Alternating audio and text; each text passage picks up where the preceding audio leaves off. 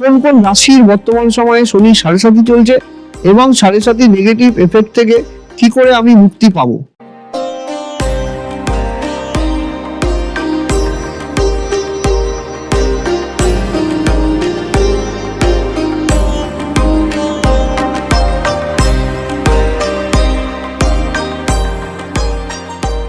নমস্কার দর্শক বন্ধু, আমি আপনাদের প্রিয় জ্যোতিষী রাজদীপ শাস্ত্রী আপনাদের সামনে।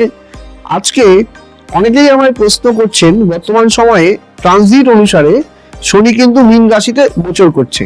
তো শনি যখন মীন রাশিতে গোচর করছে, তো দর্শক বন্ধুদের একটাই প্রশ্ন যে কোন কোন রাশির বর্তমান সময়ে শনি সাড়ে সাতি চলছে এবং সাড়ে সাতি নেগেটিভ এফেক্ট থেকে কি করে আমি মুক্তি পাবো। সাড়ে সাতি শনি মানেই মানুষের মধ্যে একটা ভীত সন্তুষ্ট ভাব কিন্তু চলে আসে। শনি কিন্তু রাশি চক্রে বিশেষ করে মকর এবং কুম্ভ রাশির অধিপতি, আমরা সকলেই জানি। বর্তমান জল শ্রেণীর রাশি কিন্তু মীন রাশিতে কিন্তু গোচর করছে। এই যে জল শ্রেণীর রাশি মীন রাশিতে শনির অবস্থান কালে ধীরে ধীরে কিন্তু শনি আস্তে আস্তে মেষ রাশির দিকে অগ্রসর হবে। সেই সাপেক্ষে কিন্তু মেষের শনি সাড়ে সাতি চলছে, মীনের শনি সাড়ে সাতি চলছে, কুম্ভের কিন্তু লাস্ট ফেজ অফ সাড়ে সাতি চলছে। অন্যদিকে কিন্তু সিংহ এবং ধনু এই দুটো রাশির কিন্তু শনির ঢাইয়ার প্রভাব চলছে। তো ঘটনাচক্রে আমি একটা কথাই আপনাদের বলবো, এই সাড়ে সাতির প্রভাবে কি হয়। সাড়ে সাতিতে কিন্তু গুরুজনের শরীর স্বাস্থ্য ডিস্টার্ব হতে পারে। বিশেষ করে চাকরির ক্ষেত্রে কিন্তু প্রমোশন আটকে যাওয়া, চাকরির ক্ষেত্রে পদোন্নতির অভাব বা পদোন্নতি আটকে যাওয়া, এই ধরনের পরিস্থিতি কিন্তু এই শনির সাড়ে সাতিতে কিন্তু দেখা যায়। এবং বিশেষ করে ছোট শিশুদের ক্ষেত্রে ক্রনিক প্রবলেম, মানে পেটের কোনো সমস্যা, বড়দের ক্ষেত্রে মাথার চুল কমে যাওয়া, বিশেষ করে মহিলাদের ক্ষেত্রে এবার চুল কমে যাওয়া এবং বিবাহ বিলম্বিত হওয়া, এই সমস্ত সমস্যা কিন্তু শনি সাড়ে সাতিতে কিন্তু দেখা যায়।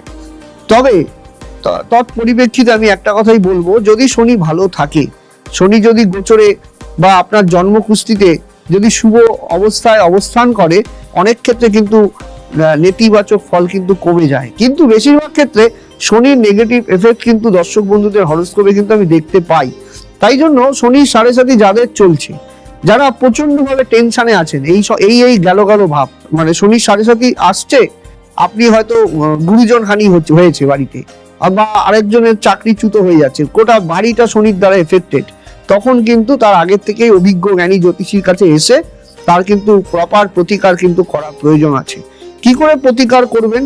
প্রথমে অভিজ্ঞ জ্যোতিষীকে দিয়ে আপনি আপনার জীবনের জ্যোতিষ কে হবে, আপনার শনি সাড়ে সাতি চলছে না ঢাইয়া চলছে, এগুলো আপনাকে কিচ্ছু বলার প্রয়োজন নেই। জ্যোতিষের কাছে যাবেন, আপনি আপনার ডেট অফ বার্থ, জন্ম তারিখ, জন্মকুণ্ডলী, হাত এগুলো দিয়ে দেবেন, হাতের ছবি দিয়ে দেবেন। দেওয়ার পরে দেখবেন সেই জ্যোতিষীর এই সাবজেক্টের প্রতি কতটা নলেজ রয়েছে, তিনি কতটা বলতে পারছেন, আপনার জীবনে কতটা উন্নতি করাতে পারছেন। এবং আপনার পাস্ট প্রেজেন্ট দুটোই যদি মিলে যায়, ভবিষ্যৎ কিন্তু মিলবেই।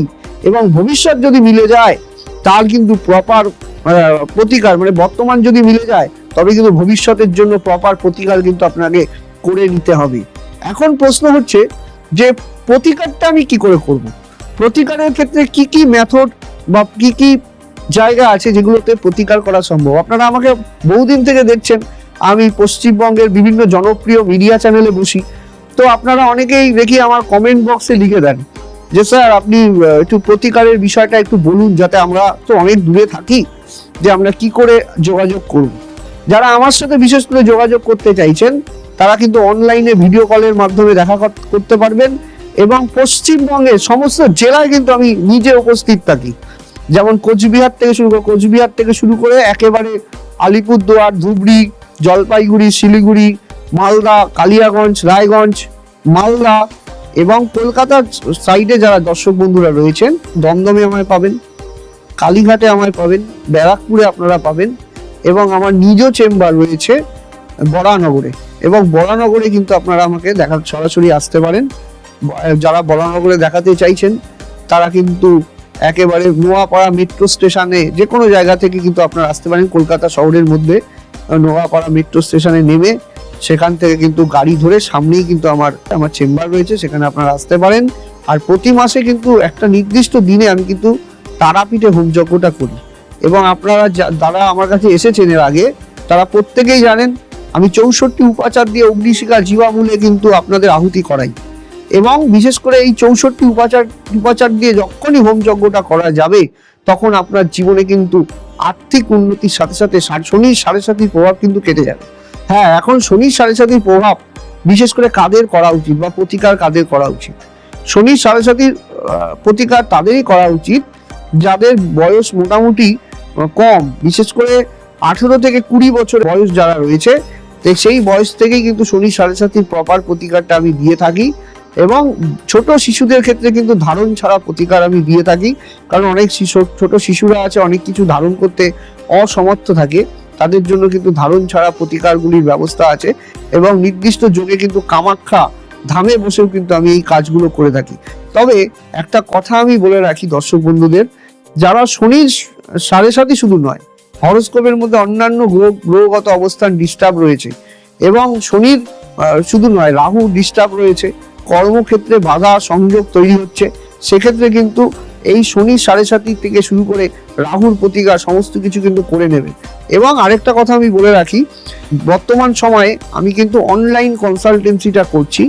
অনলাইন কনসালটেন্সির মাধ্যমে যারা আমাকে দেখাতে চাইছেন, অনলাইনে ভিডিও কলের মাধ্যমে যারা আমাকে দেখাতে চাইছেন, তবে আগের থেকে ফিস জমা করে দেবেন।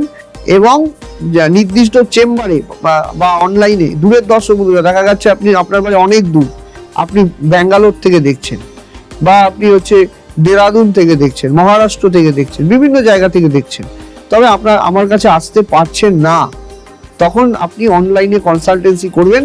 অনলাইন কনসালটেন্সির মাধ্যমে কিন্তু রাজদীপ শাস্ত্রীর আমার বুকিং নাম্বার রয়েছে, নিচে যাচ্ছে দেখবেন, সেই নম্বরে বুকিং করে আপনারা কিন্তু অনলাইনে দেখানোর কিন্তু সুব্যবস্থা কিন্তু আছে। তবে একটা কথা আমি বলি, যে সাড়ে সাতির প্রতিকার যাদের আমি দিয়েছি বা ভবিষ্যতে যাদের দেব, তারাও কিন্তু আমার সাথে কন্টিনিউ যোগাযোগ করবে। মনে রাখবেন, যে জ্যোতিষ আপনার সবসময় ফোন তোলে, যে আপনার কথা সবসময় আপনাকে সাথ দেয়, সেই হচ্ছে আপনার জীবনে কিন্তু প্রকৃত জ্যোতিষ। আমি বারবার একটা কথাই বলি, যে জ্যোতিষ এমন হবে যে আপনার ফোন 24 ঘন্টা যে আপনার তার ফোন খোলা থাকবে। তিনি যদি শত ব্যস্ততা থাকলেও, তিনি যদি কখনো যদি সামান্য ফাঁকা পান, আপনাকে কল করে নেবেন। তিনি হচ্ছে আপনার জীবনে প্রকৃত জ্যোতিষ। এমন জ্যোতিষের কাছে অনেকে যায়, যারা জ্যোতিষীর কাছ থেকে রেমেডি নেওয়ার পরে সে আর কল ধরছে না। আমি তাদের উদ্দেশ্যে বলবো, এইসব দর্শক বন্ধুদের উদ্দেশ্যে বলবো, অন্ততপক্ষে আপনি মিলিয়ে দেখবেন, যে জ্যোতিষী আপনার কল ধরছে, যে আপনার কথা শুনছে, সেই হচ্ছে আপনার জীবনে পরিবর্তন ঘটাতে পারে। এবং জ্যোতিষ হচ্ছে ক্রিকেট খেলার কোচের মতো, জ্যোতিষী হবে ক্রিকেট খেলার কোচের মতো।